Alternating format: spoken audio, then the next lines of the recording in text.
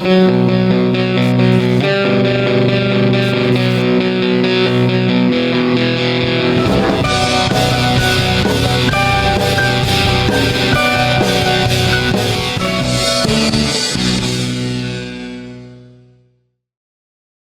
el libro de Hebreos capítulo 2.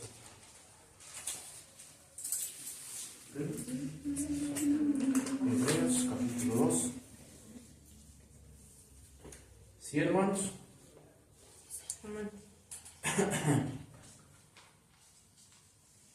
Bueno, lo tenemos ahí. Hebreos capítulo 2. Vamos a leer del versículo 5 al 9. Antes de leer, le vamos a pedir al Señor que a través de su Espíritu nos esté guiando en este mensaje. Oremos. Padre Santo, gracias te damos en esta noche.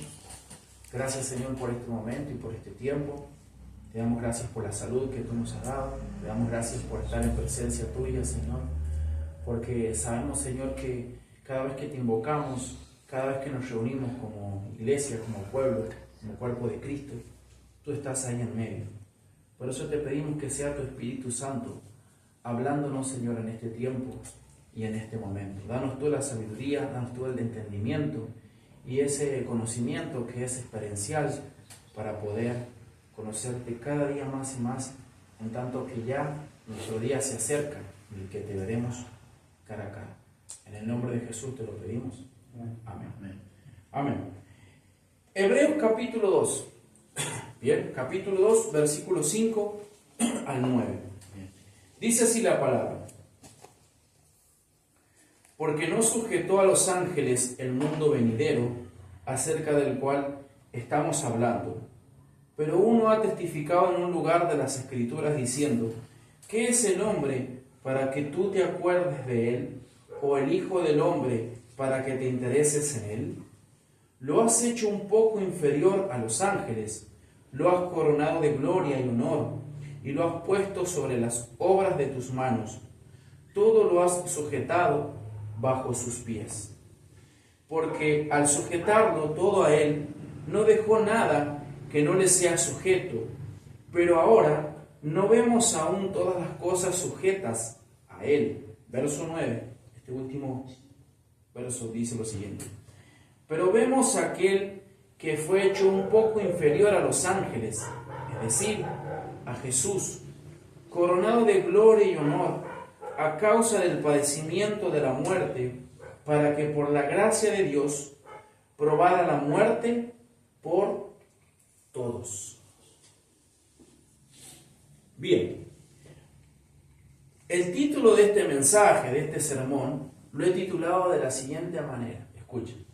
El título de ese fragmento que acabamos de leer es lo siguiente. Se llama así: Jesús coronado de gloria y honor. Si ustedes leen, por ejemplo, el versículo 9 está inspirado ahí. ¿Qué es lo que dice el texto? El versículo 9 dice: a Jesús coronado ¿de qué? De gloria y honor. Bien. Lo que yo les propongo en esta noche, les voy a leer lo que he escrito en la proposición acerca de este mensaje, es lo siguiente. El propósito del hombre, ¿cuál es el propósito del hombre según las Escrituras? Era glorificar a Dios, pero ¿qué más?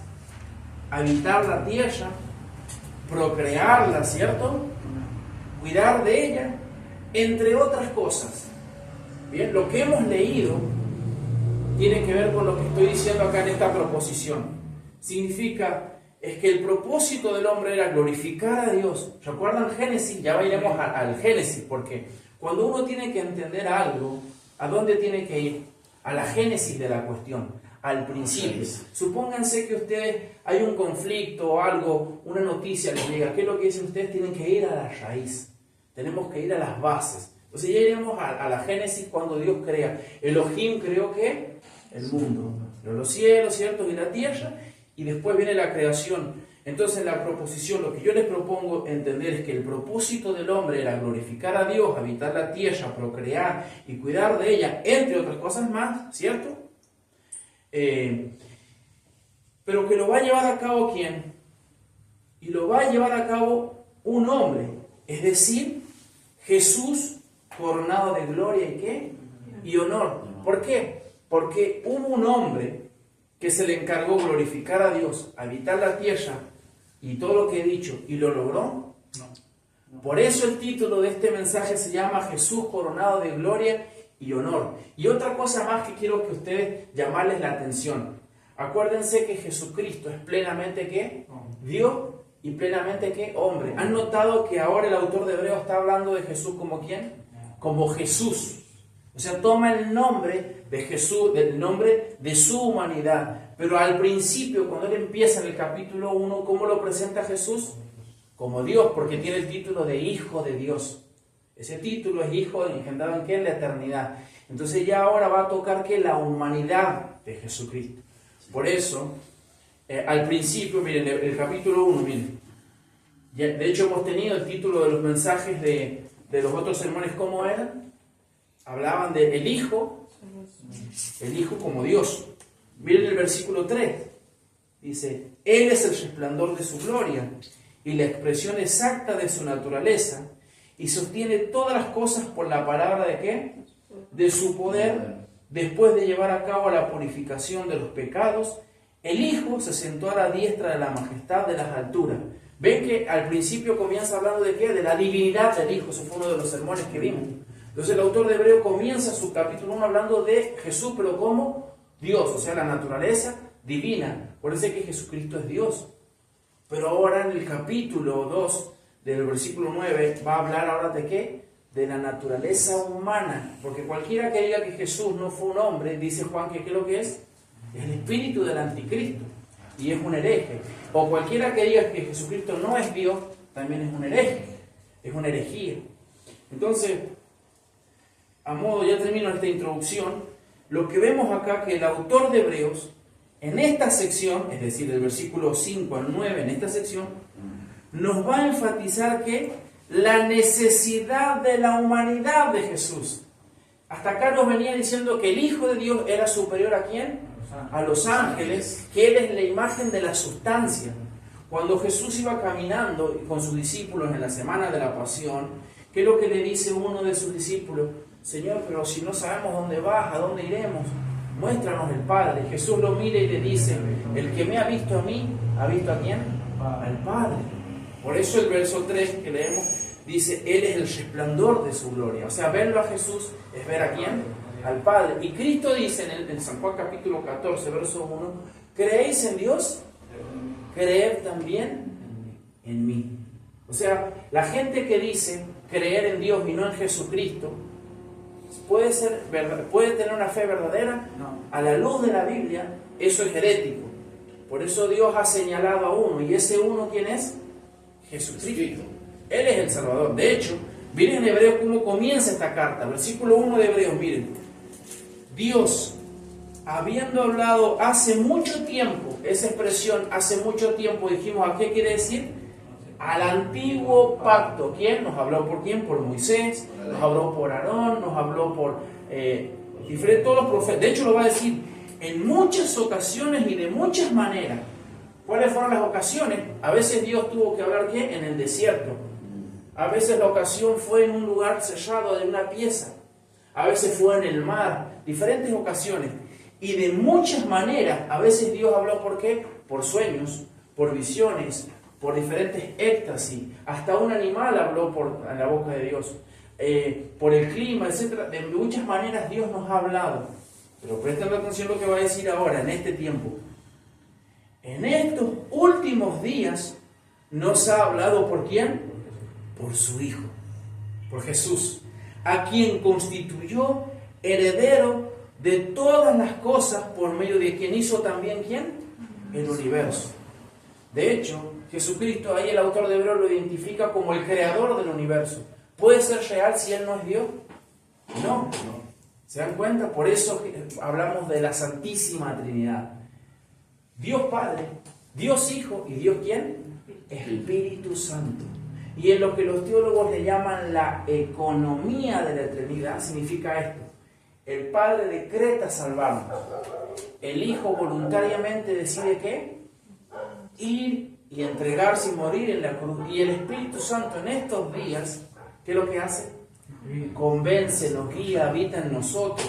Entonces son diferentes economías, cada uno tiene un rol, pero en esencia ninguno es más, ni en jerarquía, nadie puede estar por encima de ¿quién? De ninguno. Si alguien niega eso, es una herejía.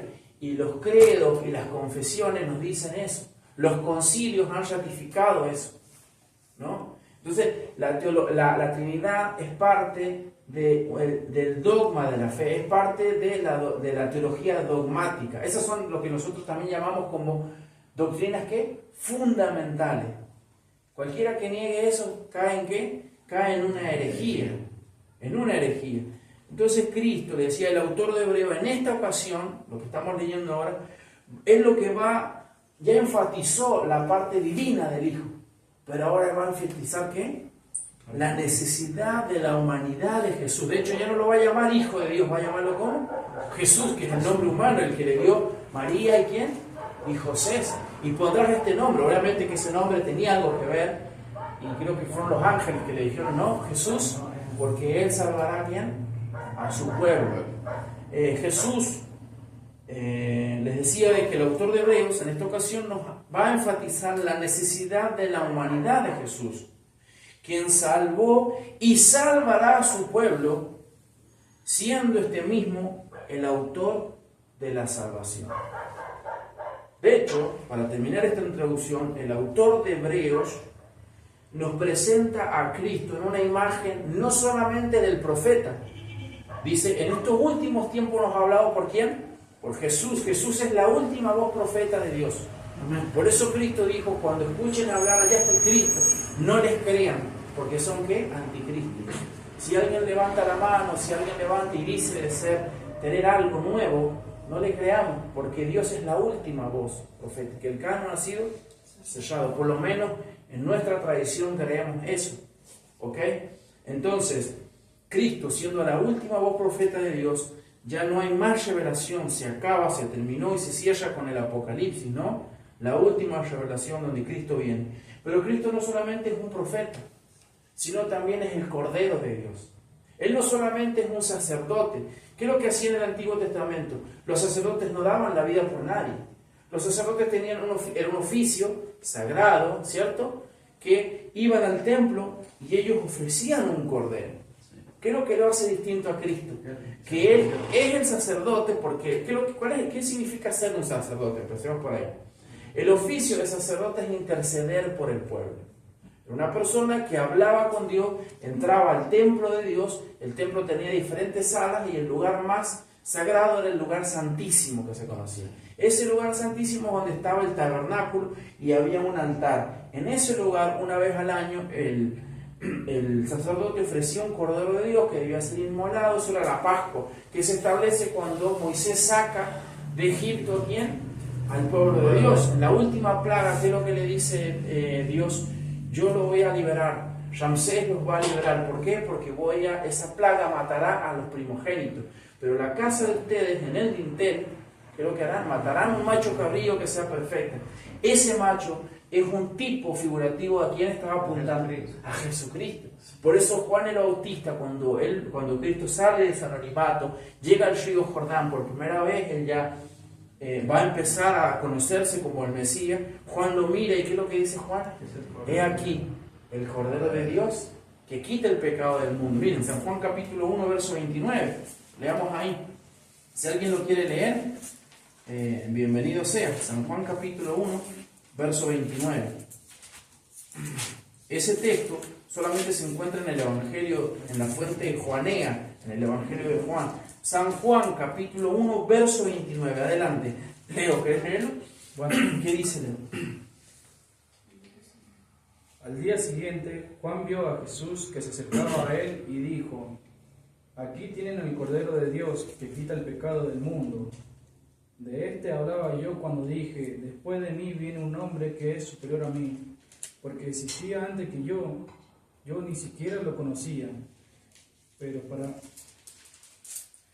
para que él se revelara al pueblo de Israel, vine bautizando con agua. Juan declaró: vi el Espíritu Santo descender del cielo como una paloma y permanecer sobre él. Yo mismo no lo conocía, pero el que me envió a bautizar con agua me dijo: aquel sobre quien veas que el Espíritu desciende y permanece, es él el que bautiza con el Espíritu Santo. Yo lo he visto y por eso testifico que este es el Hijo de Dios. Amén. Amén. Ahí está. El Hijo de Dios. ¿Qué significa? Un ser divino. Bien. Si vamos a Romanos capítulo 5, ¿vean? Acá Pablo hace un contraste. Acuérdense de lo que dijimos al principio, que lo que quiero probar a la luz de lo que hemos leído, creo yo que el autor de Hebreos nos está hablando de que el propósito del hombre, que era glorificar a Dios, habitar en esta tierra, tener una humanidad donde todo era perfecto, que se ve distorsionado por el pecado, Dios idea un plan, y ese plan, ¿qué es lo que es? Enviar a su Hijo para volver a restituir a una nueva humanidad. Y esa nueva humanidad es ¿quién? Es el mundo venidero. Miren lo que dice Romanos capítulo 5, versículo 12.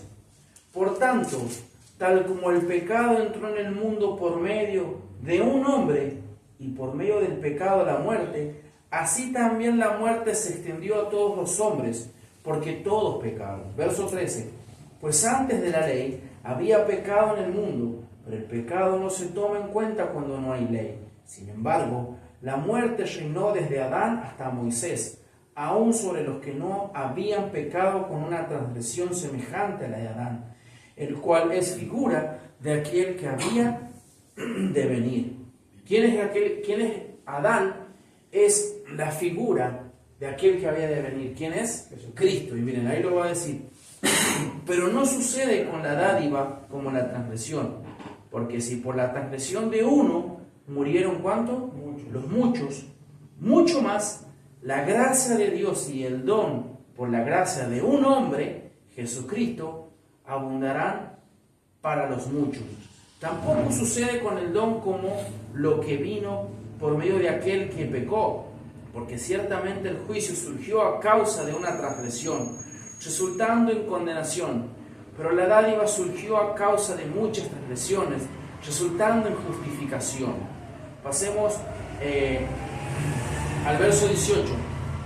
Dice: así pues, tal como por una transgresión resultó la condenación de todos los hombres, así también por un acto de justicia resultó la justificación de vida. ¿Para quién? Para todos los hombres, porque así como por la desobediencia de un hombre los muchos fueron constituidos pecadores, así también por la obediencia de uno los muchos serán constituidos ¿quién? Justos. Bien, entonces Adán es la cabeza federal de toda la humanidad, y debido a Adán, ¿qué es lo que hace? Al pecar, el pecado original es que se pasa a toda la humanidad, porque él es la cabeza federal del ser humano, de la humanidad. Entonces, número 1, volvamos a Hebreos capítulo 1, el punto número 1 que quiero abordar en este sermón es: el dominio de la tierra es para el hombre. Eso es lo que quiero que veamos, que a la luz del autor de Hebreos, él nos está enseñando esto. Número 1, repito, punto número 1, el dominio de la tierra es para el hombre. Lo repito una vez más, y quiero explicar esto porque esto debe impactar en nuestras mentes, y deberíamos irnos después de salir de este lugar con una mente renovada. ¿Renovada en qué? En un conocimiento a la luz de lo que Dios quiere decir. El dominio de la tierra es para ¿quién? Es para el hombre. Lo voy a demostrar bíblicamente, pero antes lo voy a explicar así. ¿Dios tiene necesidad de crear Marte? No. ¿Dios tuvo necesidad de crear todo el cosmos, las galaxias, que son millones y millones? ¿Dios tenía la necesidad de crear el planeta, la jirafa, el pollo, la gallina, las plantas, un ecosistema perfecto, el sol, todo, la atmósfera? ¿Dios tenía necesidad de eso? No. ¿Y por qué lo creó? Para nosotros. Lo creó para nosotros. Miren el verso de Hebreos. ¿Lo tienen Hebreo? Que alguien me lea Hebreos 2, versículo 5. Que alguien me lea ese texto. Hebreos capítulo 2, versículo 5. Porque no sujetó a los ángeles el mundo venidero, acerca del cual estamos hablando. Bien. Miren, yo les voy a leer la Biblia hispanoamericana, lo que dice ese texto y se entiende mejor. Dice así, el versículo 5. El mundo de que hablamos es el mundo futuro y no lo ha puesto Dios bajo el dominio de los ángeles. Otra vez, vamos al versículo 14 del capítulo 1, dice: ¿no son todos ellos espíritus ministradores enviados para servir por causa de los que heredarán la salvación? ¿Quién tiene más privilegio, los ángeles o los humanos? Los humanos, porque los ángeles son siervos de los humanos, son ministradores. Dios los ha creado ahí ¿para qué? Para que a nosotros, para que nos sirvan. Bien, ahora vuelve a traer esa idea. Pero vamos a la Génesis, como dije al principio. Pero antes quiero citar un teólogo que se llama Griff Thomas. Miren lo que dice Griff Thomas, presten atención, dice: el propósito divino para el mundo es que el hombre, no los ángeles, gobiernen en el futuro. Repito, miren este pensamiento. El propósito divino, sea Dios, ha creado el mundo para los ángeles, a la luz de las Escrituras no. Miren lo que dice: el propósito divino para el mundo es que el hombre, no los ángeles, gobierne ¿en qué? En el futuro. Y vamos a ver que esto es verdad, porque quiero que vamos al libro de Génesis, capítulo 1. La caída está en el capítulo 3. O sea que en el capítulo 1 ¿había pecado? No había pecado. Y ahí ya Dios revela por qué creó. En el principio Elohim creó los cielos y la tierra y empieza a ordenar. ¿Con qué propósito? Porque Él te ama, porque Él te bendice. Por eso Juan Calvino decía, los bienes materiales son ¿para quién? Para la gloria de Dios. No hay que caer en ningún extremo, bien de decir que lo material no sirve, ni tampoco a poner lo material por encima de Dios. No, Dios siempre está encima de todo. Oye Israel, Jehová uno Dios, uno es. Adorarás el Shema, adorarás al Señor tu Dios. ¿Con quién? Con todo tu corazón, con toda tu alma, con toda tu mente y con toda tu fuerza. Pero todo lo que nos rodea, al final siempre, es ¿para quién?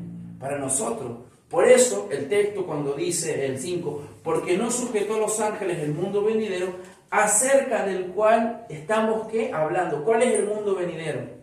Según los teólogos ahí se está refiriendo a ¿qué? A la nueva Jerusalén, a la restauración de todos los tiempos. Bien, pero antes que tenga que haber una restauración, Dios creó un mundo, y cuando Él descansa en el séptimo día, dice, y vio Dios que todo lo que había creado era ¿qué? Era bueno. Génesis capítulo 1. Que alguien lea del versículo 26 al 30. Miren, acá no hay pecado, hermanos. Y veamos lo que sale, porque esto es muy importante. Muy, muy importante, porque Dios va a explicar el propósito del por qué la creación. Y lo va a decir claramente ahí. En Génesis capítulo 1, versículo 26 al 30. Que alguien lo lea en voz alta. Entonces dijo Dios, hagamos al hombre a nuestra imagen, conforme a nuestra semejanza, y señoree en los peces del mar, en las aves de los cielos, en las bestias, en toda la tierra, y en todo animal que se arrastra sobre la tierra.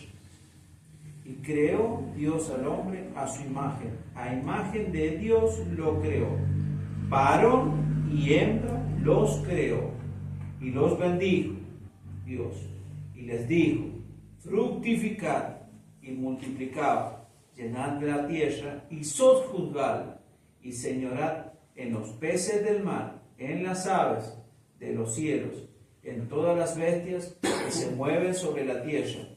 Y dijo Dios, he aquí os he dado toda planta que da semilla y que está sobre la tierra, y todo árbol en que hay fruto y que da semilla, y os serán para comer.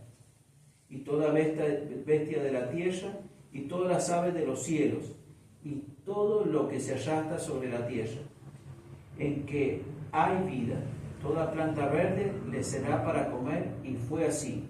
Amén.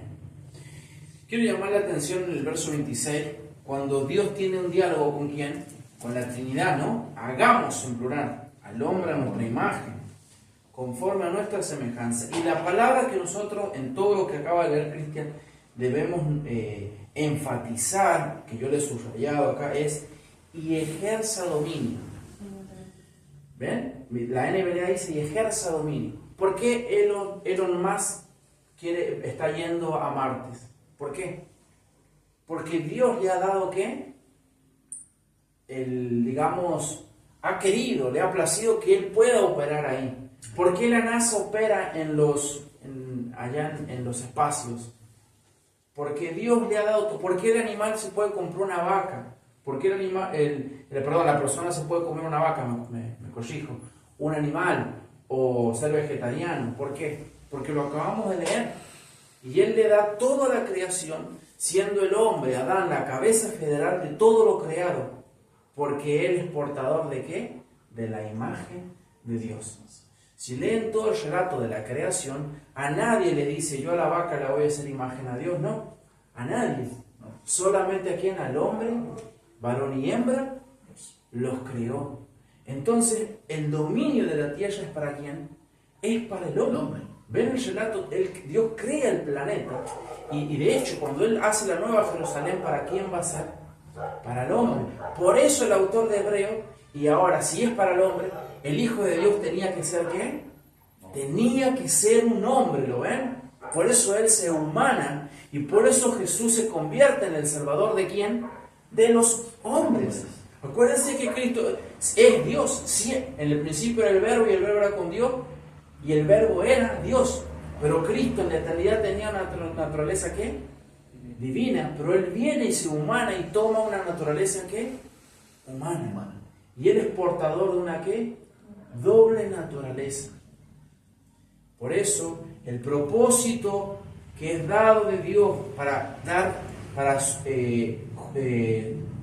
gobernar sobre la tierra, Él va a enviar a su Hijo y el Rey va a ser un hombre. ¿Y ese hombre quién es? Miren el que le da poder sobre el que ejerce dominio sobre los peces del mar. El hombre, ¿qué es lo que hace? Se dedica a la pesca. Tiene el poder de todo. Podemos construir rascacielos, podemos construir inclusive aviones y transportarnos y en cuestión de horas dar vuelta al mundo. Podemos crear grandes barcos y galopear en ese mar. ¿Por qué? Porque ha sido la voluntad de Dios. Porque es el propósito de Dios. Porque este mundo, el eterno Dios, nos ha dado. Ahora, ¿qué es lo que ha sucedido? Acá viene la mala noticia. Hemos leído el capítulo 2. Pero si leemos en el capítulo 3, un teólogo dice, miren lo tenebroso del versículo 1 y 2 del versículo 3. Todo viene muy bien, fíjense, todo bien, ellos son perfectos, nunca han pecado, se aman, están desnudos, no tienen toda la inocencia, son santos, están con Dios. Pero miren lo tenebroso, increíble, el ambiente pesado que se siente en el versículo 3. Capítulo 3, versículo 1, miren. La serpiente era más astuta que cualquiera de los animales del campo que el Señor Dios había hecho. Y dijo a la mujer, con que Dios les ha dicho, ¿no comerán de ningún árbol del huerto? Bueno, yo no me voy a detener ahí, ¿por qué? Porque ustedes saben que ahí se produce, ¿qué? La caída. Entonces ese hombre que había nacido, que había contemplado a su mujer con el primer poema al verla y le dijo, esta sí que es carne, ¿de qué? De mi carne, de mis huesos, de mi costilla. Y cuando él se enamoró a primera vista y empezó, pero después del capítulo 3, ¿qué pasa? Se cae y el hombre es arrojado del huerto del Edén. Entonces, Dios tiene que dar un plan. Y en ese plan, Jesucristo toma una naturaleza humana y él siendo hombre, va a dominar. Veamos, volvamos a Hebreos capítulo 2, estábamos ahí, ¿no? Les dije que el punto número 1, el dominio de la tierra es ¿para quién? Para el hombre. Y miren lo que dice el capítulo 5. Hebreos capítulo 2, verso 5. Hebreos capítulo 2, versículo 5. Porque no sujetó a los ángeles el mundo venidero. Otra traducción les leía, dice así: el mundo de que hablamos es el mundo futuro y no lo ha puesto Dios bajo el dominio ¿de quién? De los ángeles. Por estas razones en las Escrituras leemos, por ejemplo, que nosotros vamos a ser coherederos ¿con quién? Con Cristo. Se nos habla de qué? De sacerdotes, de príncipes. Se nos habla que Dios nos va a entregar ¿qué? Todas las naciones. Que Dios nos dará ¿qué? Un nuevo mundo. Porque Él va a bendecir. Y la bendición máxima que nos ha dado ¿a quién? Es a Jesús. Entonces dice, porque no sujetó a los ángeles el mundo venidero, acerca del cual estamos hablando. ¿De qué está hablando? De una nueva humanidad, de una nueva creación, de una esperanza donde ya aquello que estuvo en un principio volverá. Y la cabeza federal, Adán, que falló, como hemos leído en Romanos, como lo explica Pablo, que falló, hubo una persona que nació y que ¿qué hizo? No falló. Fíjense que hemos leído la tentación y la serpiente siendo más astuta con esa introducción tenebrosa del capítulo 3. Jesús, cuando Él se presenta como el Mesías, Él quiero que fue llevado por el Espíritu ¿a quién?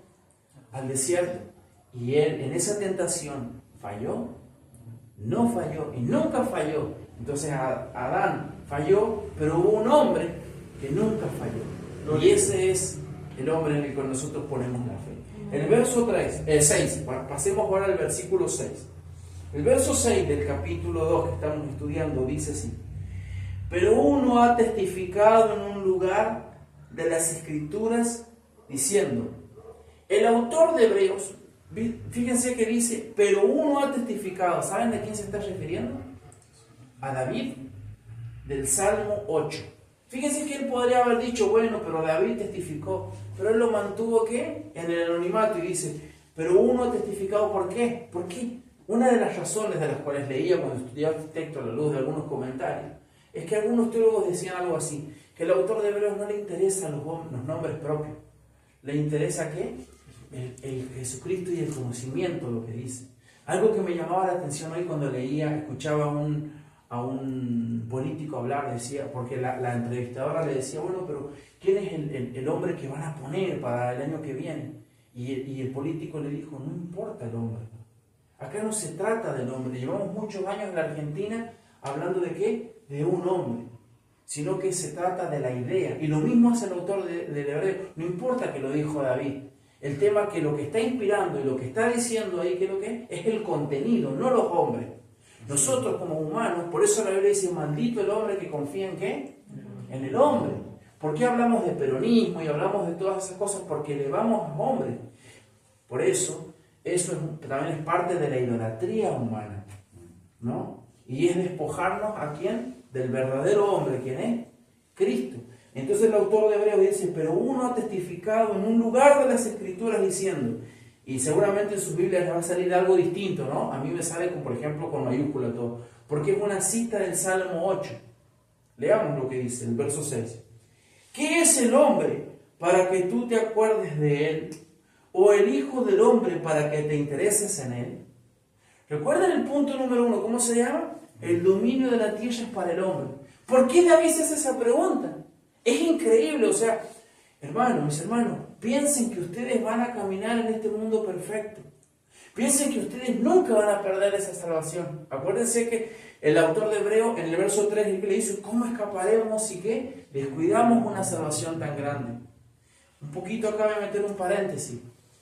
Esta carta se escribe porque muchos cristianos que habían abandonado, no habían abandonado, sino que habían encontrado la promesa en Cristo, promesa del antiguo pacto. El antiguo pacto decía que vendría un Mesías. ¿Quién era el Mesías? Jesús. Cuando ellos creyeron en Jesús, se cumplió todo el antiguo pacto. Y Cristo inaugura ¿qué? Un nuevo pacto. Pero muchos hebreos estaban ¿qué? Dudando si Jesús realmente era el Mesías. Y la historia dice de que, y lo vemos por ejemplo en el libro de los Hechos, el libro de los Hechos nos habla en la historia de que dos sectas del judaísmo, que eran los fariseos y los herodianos, se unieron. Ellos se odiaban porque tenían distintas doctrinas y se odiaban, pero se unieron, como suele pasar, se unieron para destruir ¿a quién? a los cristianos y perseguirlos. De hecho, ¿quiénes fueron los que más persiguieron a los cristianos según la historia de la iglesia en el siglo I? Los judíos. Acuérdense que Pablo respiraba en siendo un judío que quería matar a los cristianos. ¿Por qué? Porque no se toleraban que Jesús era el Mesías. De hecho, ¿quién lo mata a Jesús? Los judíos. Profetizado inclusive por el mismo judío Isaías, el siervo sufriente. Y que iba a Israel, ¿qué es lo que iba a hacer?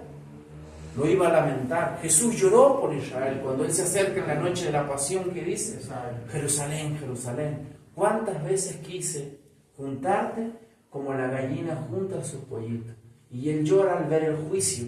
Y él les dice, por ejemplo, en otras ciudades he podido hacer milagros, pero ustedes han sido incrédulos, me han rechazado, ¿no? Entonces estos dos grupos, sectas, se juntaron y odiando a los cristianos comenzaron a perseguir. Dios usó un propósito, porque ¿qué es lo que hace Dios con la persecución? Empieza a esparcir el evangelio. Y la iglesia ya no era tanto de judíos como en el principio, sino que empiezan a ganarse ¿quién? Gentiles. Llega a Damasco, a Siria, llega después del otro lado y se cumple la profecía del profeta que dijo: después del otro lado del mar de Galilea, de los gentiles encontrarán ¿qué? La salvación. Ha llegado la luz a esos lugares, ¿no? En la actualidad, en la política de nuestra Argentina, el otro día nuestro presidente puso una imagen donde había una grieta y juntaba ¿a quién?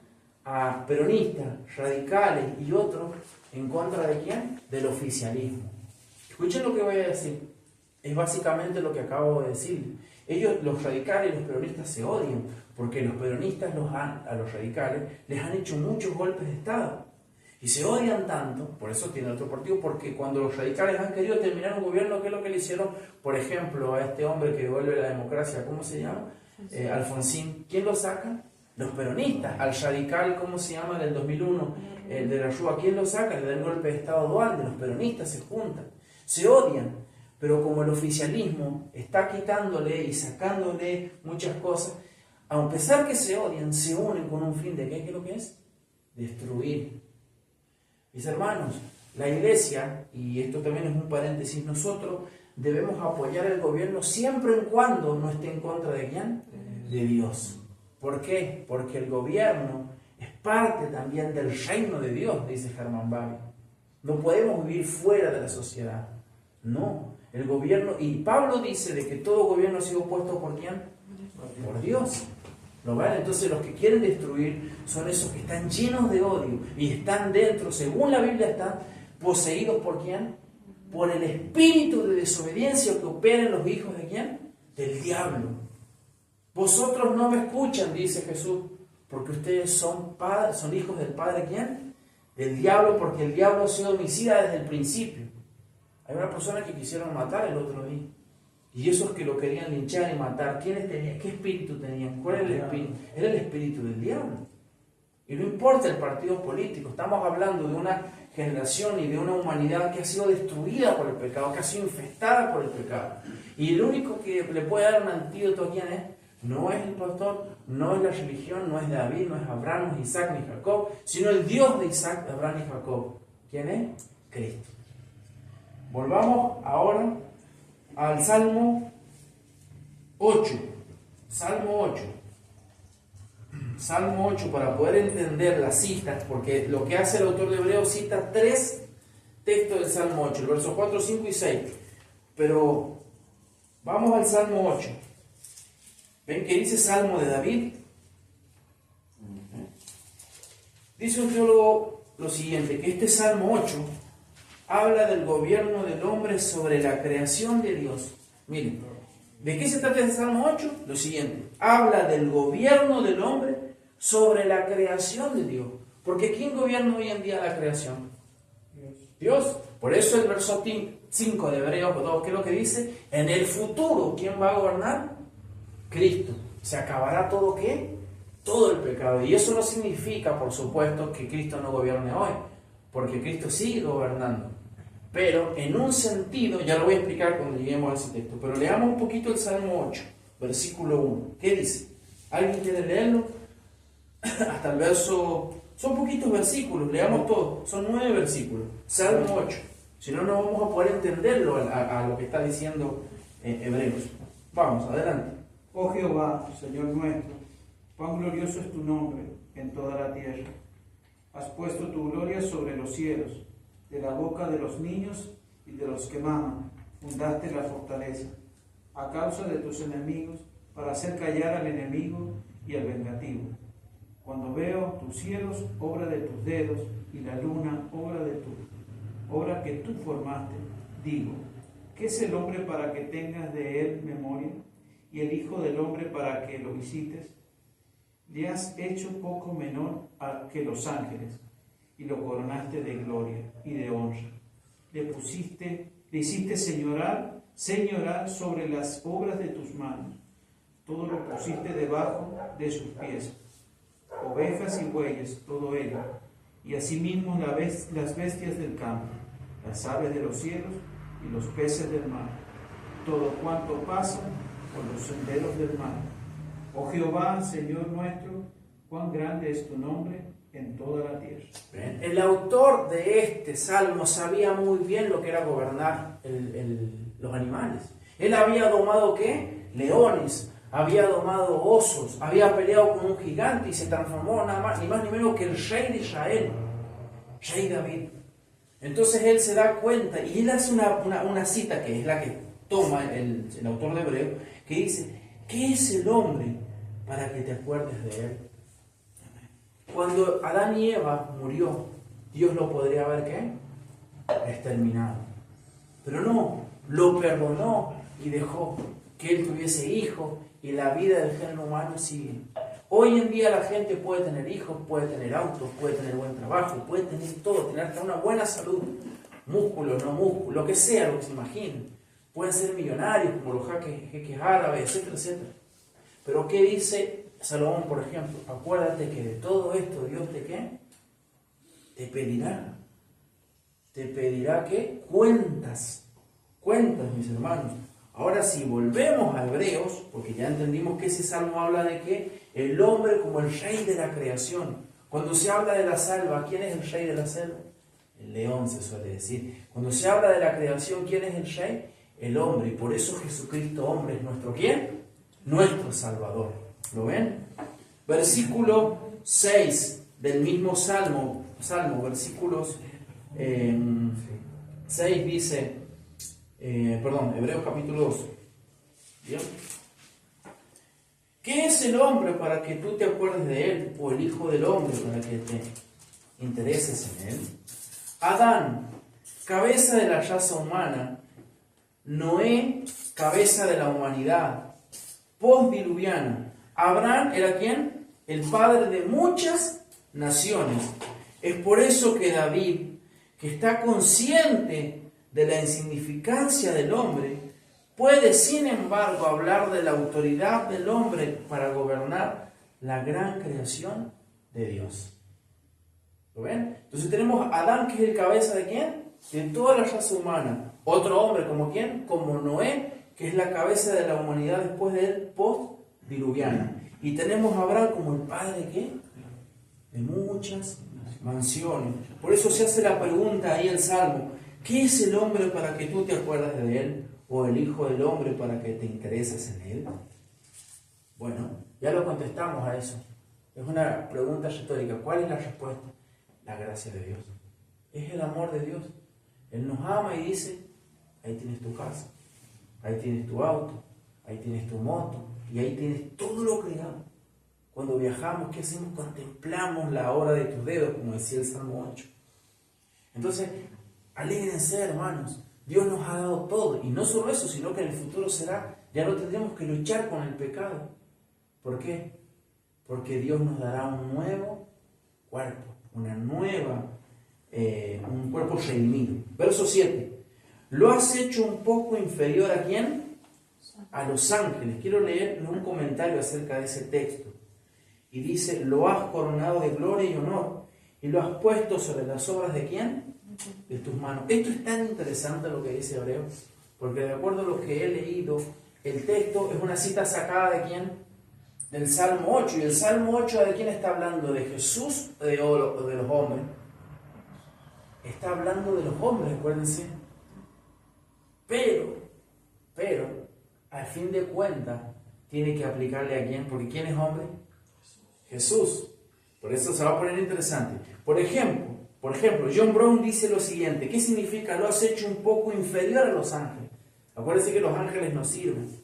Miren lo que dice este teólogo acerca de ese texto. Dice: las palabras lo hiciste un poco inferior indican que Dios ha hecho descender al hombre de una posición más alta a una más baja. ¿Por qué? El hombre compartía la inmortalidad con los ángeles hasta su caída ¿en qué? En pecado.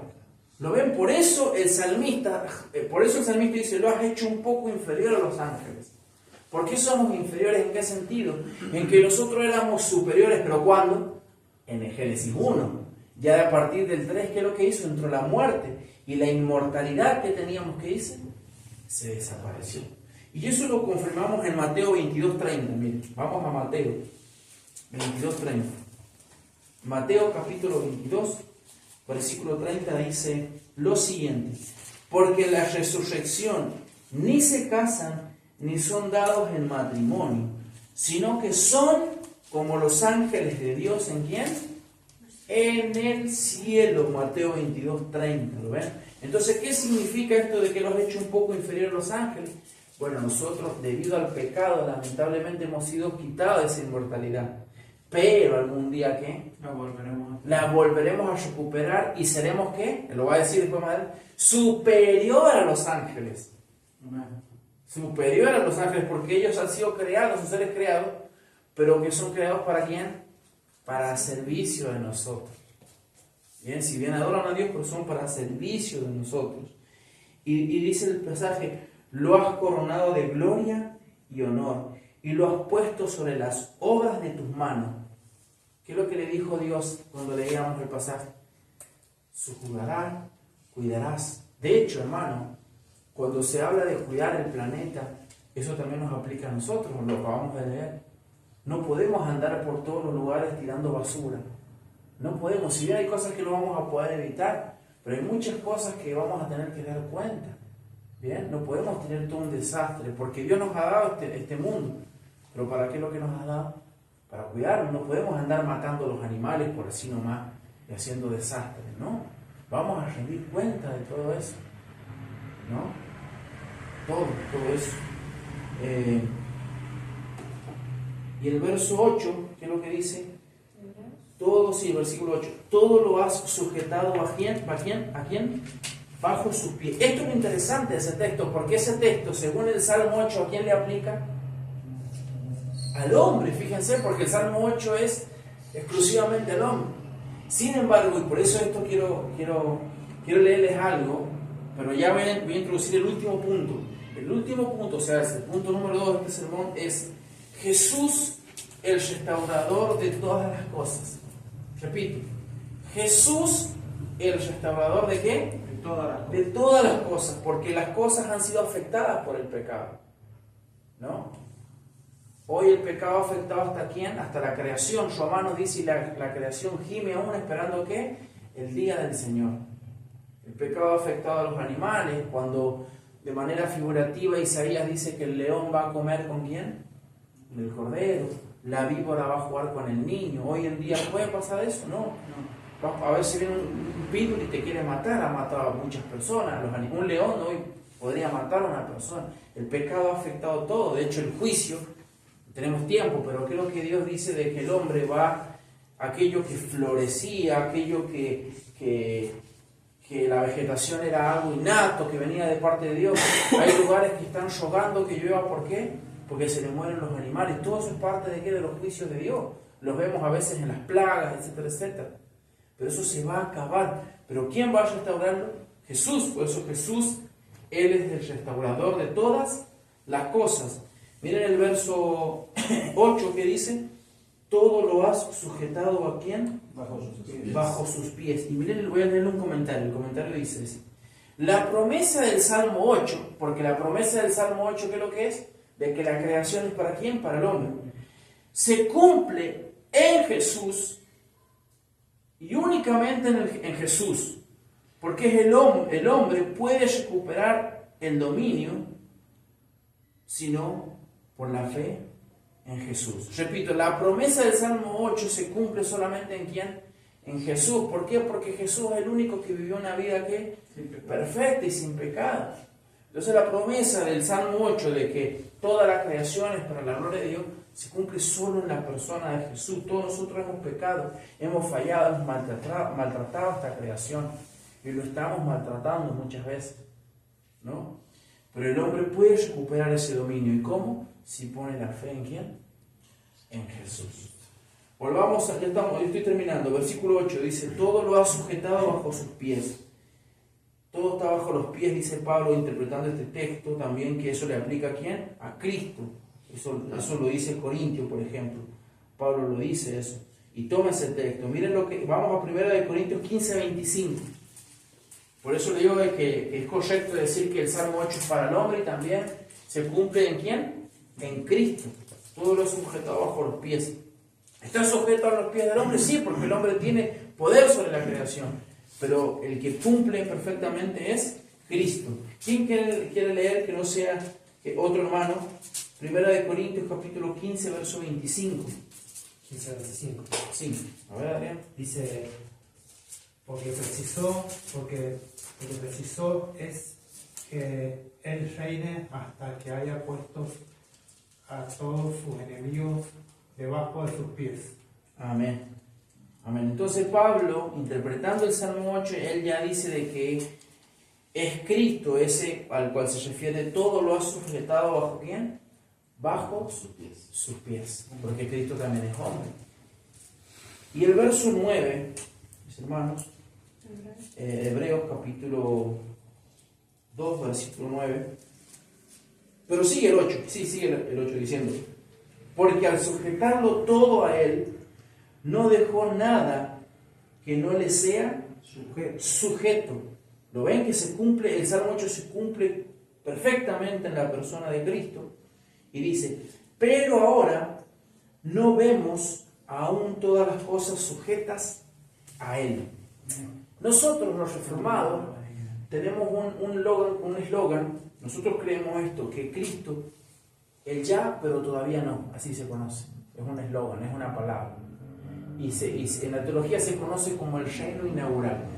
Algunos piensan que Jesucristo no reina, por ejemplo, pero eso no es verdad a la luz de las Escrituras.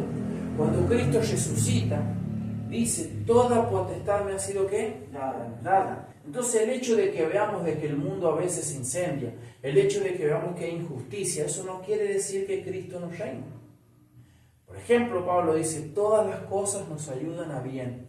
Esto es a los que conforme a su propósito son llamados, porque a los que antes conoció, a estos también ¿qué? Los predestinó, los justificó y al final última etapa, los glorifica. Entonces Dios, aunque nosotros veamos que pasó algo feo, algo malo, Dios sigue su plan y Él está reinando. ¿Ok? Aunque nosotros aún todavía veamos pecado, Cristo reina. Pero en ese sentido. Pero hay un sentido también en donde Cristo no reina. ¿Por qué? Porque en el cielo se hace perfectamente la voluntad. El Padre nuestro dice, hágase tu voluntad, así como se hace la voluntad perfecta del cielo, que se haga ¿qué? Acá. Porque a veces acá se hace la voluntad, no. A veces un fallo en la justicia es totalmente corrupto. Vemos cómo prosperan los corruptos. Sin embargo, Dios todo va a llevarlo para ¿quién? Para su bien. Así como lo hizo con Job, y así lo hará con todos sus escogidos. Y dice el texto, terminemos con el verso 9. Pero vemos a aquel que fue hecho un poco inferior a los ángeles, es decir, a Jesús. ¿Por qué Jesús fue hecho inferior a los ángeles? Porque Cristo murió. ¿Y murió por quién? Por nosotros. Porque Cristo tomó una naturaleza ¿qué? Pecaminosa. Humana. Sí, nosotros tenemos Él no tuvo pecaminosa, pero es una naturaleza que ha caído. Él se humilló, esa es la humillación de Cristo. A Jesús, coronado de gloria y honor, ¿a causa de qué? Del padecimiento, vean, lo dice ahí, de la muerte, para que por la gracia de Dios probara la muerte, ¿por quién? Por todos. Por todos. Leamos unos pasajes más para terminar. 2 Timoteo 2:5, ¿qué dice? Segunda de Timoteo 2:5, para enfatizar esta idea de que Jesús es el único restaurador ¿de quién? De todas las cosas. No es el gauchito Gil, no es la difunta Correa, no es ningún otro hombre, sino ¿quién? Jesucristo, y Jesucristo hombre. Primera de Timoteo capítulo 2:5. Si alguien lo tiene, mi hermano, lo puede leer. Yo estoy un poquito lento aquí. Y también, segunda de Timoteo 2:5. Sí, De un solo Dios y un solo mediador. ese texto. ¿Lo tienen ahí? Segunda de Timoteo. No. Es primera de Timoteo, perdón. Acá lo tengo. Primera de Timoteo capítulo 2, versículo 5 dice: porque hay un solo Dios y también un solo mediador entre Dios y los hombres. Cristo Jesús, hombre. Por eso Cristo, ¿por qué Él tuvo que tomar una condición de hombre? ¿Por qué Cristo se tiene que humanar? Porque si Cristo no se hubiese hecho hombre, no podría haber pagado con nuestros pecados. Pero Él vivió una vida perfecta, cumplió la ley perfectamente y murió por amor para con nosotros. Filipenses 2:8.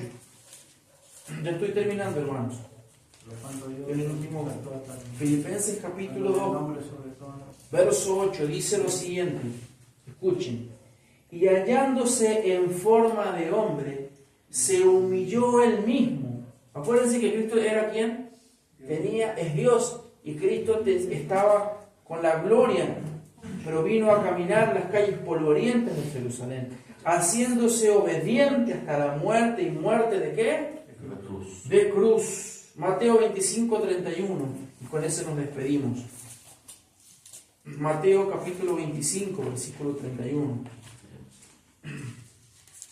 Evangelio según Mateo, versículo 25, versículo 31 dice: pero cuando el Hijo del Hombre venga en su gloria y todos los ángeles con él, entonces él se sentará en el trono ¿de qué? De su gloria. Queridos hermanos, con esto que quiero terminar este sermón, que he titulado de la siguiente manera: Jesús coronado de gloria y ¿qué? Y honor. Él ya se sentó a la diestra del Padre Todopoderoso. Él es el que dice el Apocalipsis que viene en ¿qué? En gloria con todos sus ángeles. Él es el que dice ahí en esa literatura de los últimos tiempos que Él viene en gloria. Amén. De manera que nosotros debemos creer en Él. Si nosotros no creemos en Él, ¿vamos a tener salvación? Vamos a ser condenados, hermanos. Entonces pongamos la fe en Él. ¿Qué es lo que dice el verso 3? ¿Cuál es el contexto? Si ustedes no creen en Él, lo va a decir después el autor de Hebreos, se lo va a repetir, van a perder ¿qué? Su salvación, les va a decir el autor de Hebreos. En vano les sirvió estar en la iglesia. Pónganse de pie. Vamos a cantar una canción que es adorar al Rey, porque Cristo reina, ¿no? Y Él reinará en una nueva humanidad.